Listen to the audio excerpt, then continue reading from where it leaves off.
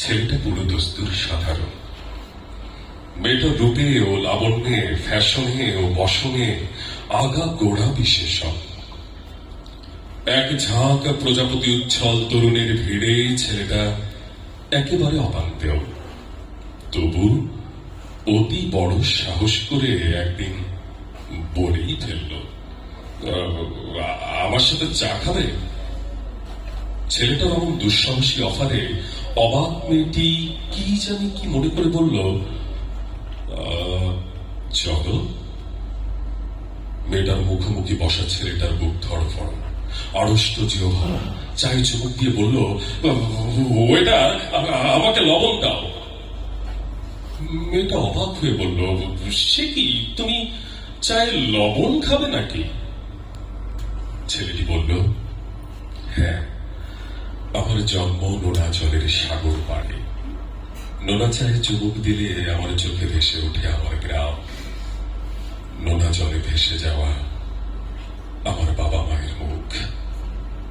মেয়েটি অবাক হয়ে শুনল ছেলেটির কথা, তারপর বলল, জানো, আমি কোনোদিন সাগর দেখিনি। আমার বাড়ি পাহাড়ে, ওখানে গা ছুঁয়ে উড়ে যায় কোমল মেঘ পাখির মতো। সাগর আর পাহাড়ের গল্প ক্রমেই নিবিড় হলো দিনে দিনে। তারপর যা হয় আর কি, প্রেম, বিয়ে, সংসার এবং শেষে বুড়ো ও বুড়ি। বুড়ো মরার আগে বুড়ির হাতে একটা চিঠি দিয়ে বলল, আমি মরার পরে খুলবে। বুড়ো মারা যাবার পর বুড়ি চিঠিটা খুলল। তাতে লেখা আছে, লবণ দিয়ে চা আমি কখনোই খেতাম না। তোমার সামনে থতমত খেয়ে চিনি বলতে যে লবণ বলে ফেলেছিলাম, আর বোকামি থাকতে অমন গল্প ফেটেছিলাম। তাই 40টা বছর তোমার হাতে লবণ চা খেয়ে গেলাম।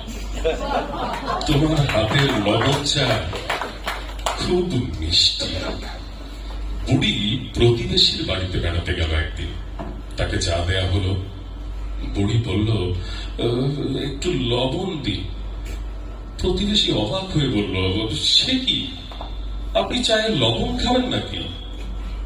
বুড়ি বলল, হ্যাঁ, লবণ চা খুব মিষ্টি। কবি আদিত্য অনিকের কবিতা লবণ যদিও মজার, কিন্তু প্রেমের গভীরতা কিন্তু অনেক।